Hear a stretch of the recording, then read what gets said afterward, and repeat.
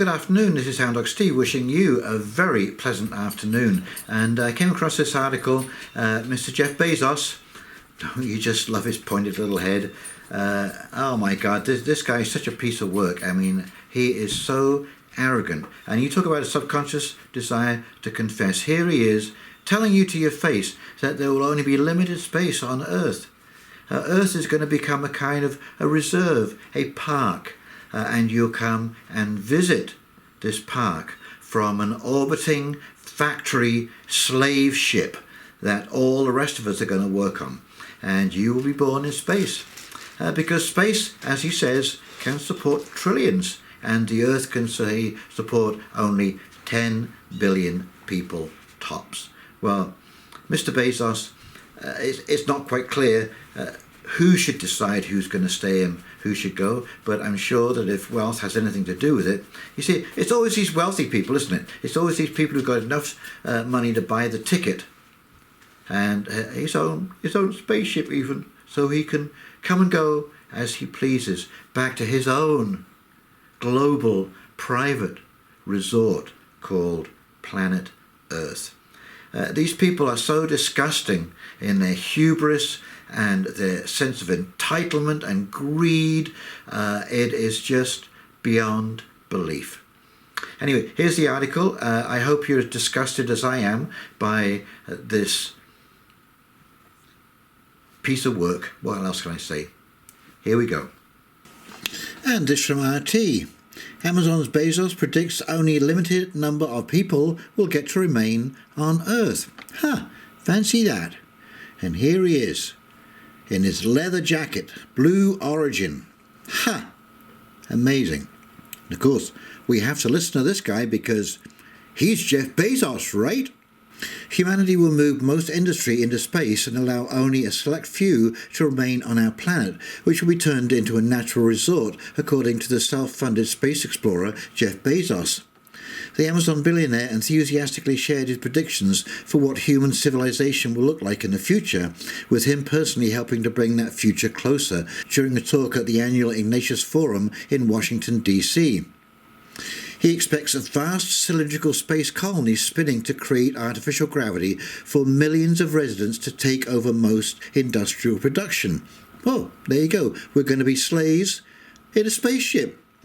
Meanwhile, Earth will be turned into a natural reserve with restricted areas similar to US national parks today. This place is special. We can't ruin it, the founder of Amazon said of our planet. Well, wait a minute. Aren't you ruining? Aren't you the guys who are polluting with all of your airplanes going to COP20 over in Scotland there, with all of your oil pouring all over the place? Aren't you the ones who caused all the problems that you're trying to fix now? Or am I wrong? Please, Jeff, tell me. Millions of people will move from Earth to space over time, and that's the vision of Blue Origin. Millions of people working in space, he said, referring to his own firm. Over centuries, most or many of the people will be born in space. It will be their first home. They will be born on these colonies. They will live on these colonies. They may visit Earth the way you would visit Yellowstone National Park, Bezos predicted. He says that the colonies themselves will have rivers and forests and wildlife, which arguably brought his speech out of the realm of futurology and towards optimistic science fiction. Amazon is infamously resourceful when it comes to squeezing its workers for every drop of productivity. That's why the similarly rosy description of Amazon factory towns solving economic inequality in the US was met with horror when it's proposed by a Bloomberg columnist in September. Bezos referred to Princeton physicist Gerard O'Neill, who proposed the concept of space habitats in 1976, as the source of inspiration for him. He said the sort of expansion he predicted was inevitable if humanity is to grow in a sustainable way. This Earth can support, let's say, 10 billion people to a certain degree. We'd have to work really hard to figure out how to do that without degrading the planet. Well, you're the one degrading it, like I say. When you think of the inefficiency of shipping all of your resources to China to do manufacturing and then shipping it all back again, you cannot be serious. Please, please. The solar system can support 1 trillion people, he said. The entrepreneur didn't comment on who he thinks would decide who gets to live on Earth in the future when asked by the host of the event, Adi Ignatius. If historic precedent is any indicator, privileges granted by wealth and status may be involved. Hey, no kidding! No kidding!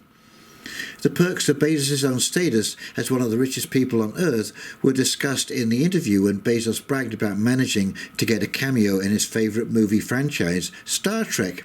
That was not an easy gig to get, he said of his appearance in the 2006 feature film Star Trek Beyond. I insisted on a speaking role, which complicated the whole scenario, he said. Yeah, no kidding. But, you've got deep enough pockets, don't you, Jeff? In the movie, Bezos wore alien prosthetics and had only one line. Speak normally. He said he nailed it, prompting laughter from the audience. Well, how about acting normally? Talking about Blue Origin, the billionaire compared his firm to barnstormers from the early days of aviation. He said taking rich tourists on suborbital flights will turn them into earthly ambassadors who would advocate for increasing space exploration in the name of protecting our planet. This will give more resources to making manned space travel routine, similar to how biplanes of old evolved into passenger airlines of today. Now, it's kind of interesting that whilst we're all living in these spinning tubes, canisters around the planet in orbit, he'd be taking Earth ambassadors out into space. So this, of course, are the other billionaires and millionaires on this planet. They get to go up and be ambassadors, whilst we get to be space slaves living off algae. Think that wouldn't happen? Yeah, good luck with that. The hard part is not space travel. That part was solved in the 1960s. Not reusability. The space shuttle sort of did that. The hard part is operational reusability, he said. It requires practice to get it right. And that's why they want robots, because they have operational reusability. And they don't want people. And I bet you that we ain't going to space either. We're going underground. Deep underground in a little box or a trench somewhere. That's what this guy wants. They all do. And so, my fine feathered friends, what do you make of that? Is he telling us that we're going to be a slave class? Isn't this what the elites have wanted all along, to go back to feudalism? In fact, this is what we will call the neo-feudalist era. And yes, it's very apparent who's going to get access to this little blue planet floating around in an outer spiral arm of the galaxy. And it isn't you and I. It's a great big club, as George Carlin said, and you're not in it. Now, the interesting thing is that I saw a video that pointed out that if you subdivided Australia into half-hectare plots, that's 1 acre, 1.1 acres, okay, there would be over 9 billion lots. I actually did the math on this. This is true. Okay, so that means, now not saying that all of Australia is habitable, this is just to give you a mental picture of what is going on here. Okay, so that means that you could give every man, woman and child, not every family, every individual man, woman and child, a half-hectare lot in Australia, and have most of New South Wales and the whole of the rest of the planet left over. Okay, we don't have a population problem. What we have is a management problem and a concentration of wealth in the hands of people who are so greedy, short-sighted, and have such a narrow vision of the world that they can only see it as exclusionary except for themselves. And this baby boom bubble that we're going through right now, it will fade. It might take 50 years or so to pass, but we are going into a much smaller population anyway. Why can't we let this evolve naturally? And these technocrats who are designing these factory ships in the world, these are the people in North America who can't even produce a mask.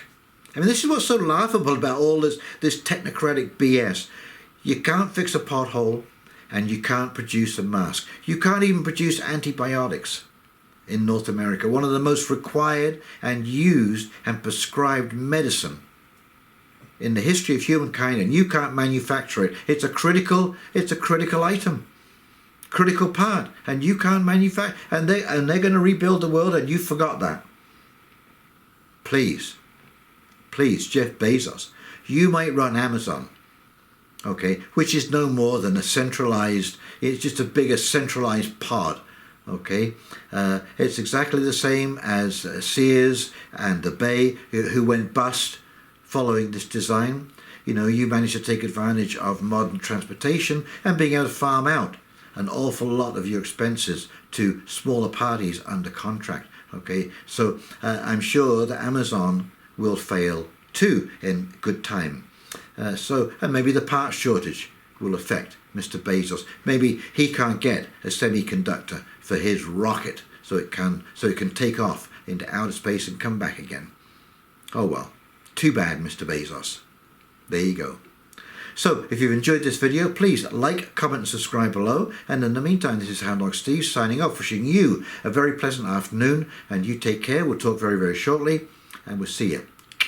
Bye.